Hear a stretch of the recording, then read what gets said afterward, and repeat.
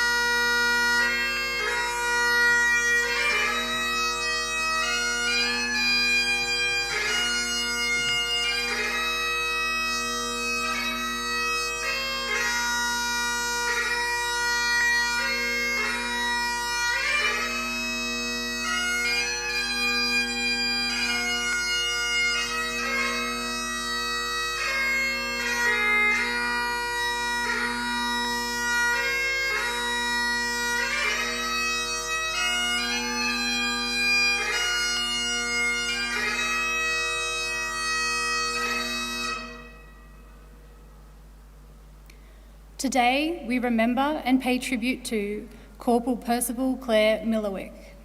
Percival Millowick was born around 1895 in Mount Gambier, South Australia, joining the large family of Samuel and Amelia Millowick. He grew up in the area, attended nearby Glencoe Primary School, and went on to work as a dairy farmer. In September 1915, he enlisted in the Australian Imperial Force. As he was not yet 21 years old, he presented a letter written by his mother allowing him to enlist. Initially allotted to the 3rd Light Horse Brigade, he trained in the desert camps outside Cairo before being remustered as a driver.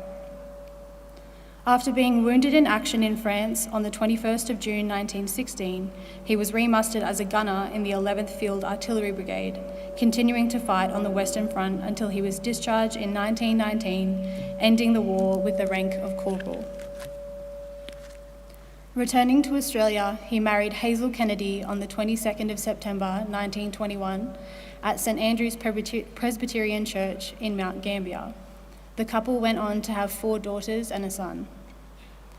At the advent of the Second World War, Millowick was over 40 years of age, and as such too old to enlist in the 2nd Australian Imperial Force.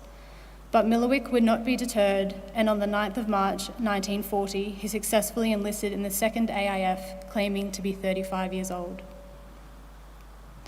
Allotted to the 2nd 43rd Battalion, he was appointed Lance Corporal in September, and in late November and early December, he had a period of pre-embarkation leave. On the 11th of December, Millowick attended a gathering at the District Hall in Mount Gambier, where about 300 people bid farewell to him and 3 other local enlistees. At the end of his leave, Millowick travelled by train to Melbourne, where he embarked for overseas service at the end of 1940. Travelling via Western Australia and Colombo, the 2nd 43rd Battalion arrived in Egypt in early February 1941. From there, the men travelled by train to Palestine, going into Camp Qasr, north of Gaza. While training, Millowick was promoted to corporal on the 19th of February. In mid-March, the 24th Brigade, including the 2nd 43rd Battalion, crossed the Suez Canal and took up positions at Tobruk as British troops advanced west, pushing the Italians back through Libya. In early April, however, the advance turned into a withdrawal. Bolstered by the arrival of the Afrika Korps, Axis forces launched a counterattack and Tobruk was placed under siege. The 2nd 43rd remained there, manning defences, mounting patrols, and conducting raids for the next 6 months. Its most significant action came on the 3rd of August when 2 companies attacked a German outpost. Heavy fighting resulted in 100 Australian casualties and ended in the assault being repulsed. This was followed by a temporary truce for both sides to collect their casualties. Corporal Millowick was wounded during the action, suffering a gunshot wound to his right arm, but returned to duty not long afterwards. In September and October, the majority of the Australian force was evacuated by sea. The 2nd 43rd evacuated in the early hours of the 17th of October and sailed to Alexandria, from where it was transferred to Palestine, later moving to Syria and Lebanon for rest, training and garrison duties. During this period, on the 2nd of May 1942, Corporal Millowick was mentioned in dispatches. By July 1942, the war in North Africa had become critical. German and Italian forces had reached El Alamein in Egypt, about 110 kilometres from Alexandria. The 9th Division, including the 2nd 43rd Battalion, was rushed to the Alamein Box, where they were held the northern sector for almost 4 months, as the British 8th Army was reinforced for a new offensive. During the General Allied offensive from the 23rd of October to the 4th of November, the 24th Brigade was in reserve. Its task was to deceive the Axis forces by faking an attack. The 2nd 43rd and the 2nd 28th raided enemy lines, while the 2nd 32nd directed a smokescreen and placed dummy soldiers in no man's land. On the night of the 31st of October, the 24th Brigade moved forward, and the following day, the 2nd 43rd suffered over 100 casualties. Alamein was a great, although bloody, success for the Allies, and by the 6th of November, Axis forces were retreating. Corporal Millowick, however, would not live to see the victory. He was killed in action on the 2nd of November 1942. A veteran of 2 world wars, he was 47 years old. Today, his remains lie buried in El Alamein War Cemetery under the inscription chosen by his grieving family, "His duty nobly done." His name is listed on the Roll of Honour on my left among almost 40,000 Australians who died while serving in the Second World War. His photograph is displayed today beside the pool of reflection. But this is but one of many of the stories of service and sacrifice told here at the Australian War Memorial. We now remember Corporal Percival Clair Millowick, who gave his life for us, our freedoms, and in the hope of a better world.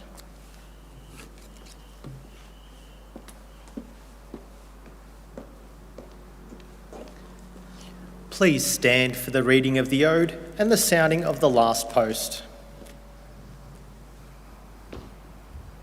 They shall not grow old as we that are left grow old. Age shall not weary them, nor the years condemn. At the going down of the sun and in the morning, we will remember them. We will remember them.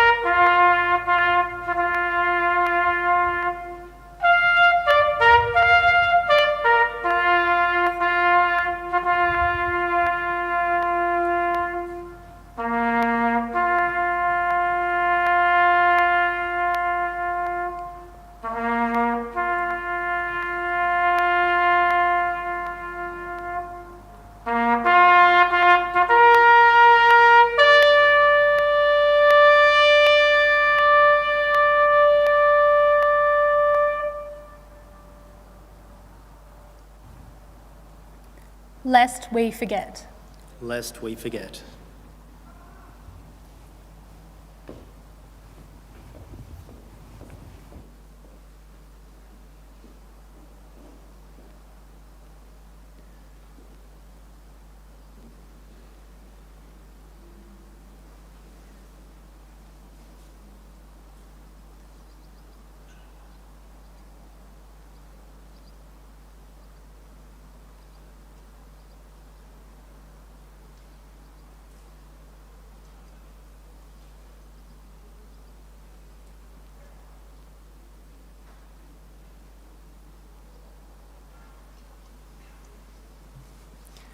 We leave you this evening with the words of the memorial's founder, Charles Bean. Many a man lying out there at Pozières or in the low scrub at Gallipoli, with his poor, tired senses barely working through the fever of his brain, has thought in his last moments, well, it's over. But in Australia, they will be proud of this. Ladies and gentlemen, girls and boys, that concludes the last post ceremony. On behalf of the Director, staff and volunteers, thank you for visiting the Australian War Memorial today and for your continued support of the Memorial's development project. We wish you all a very pleasant evening. Thank you.